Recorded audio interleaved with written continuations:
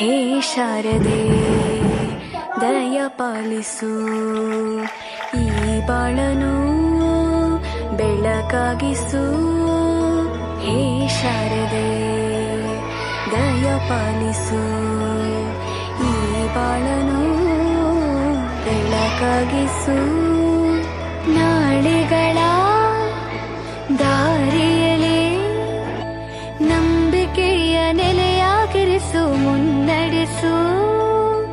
ಕೈ ಹಿಡಿದು ನಾವಾಡೋ ಪದ ಪದದಲ್ಲೂ ಸಂಚರಿಸು.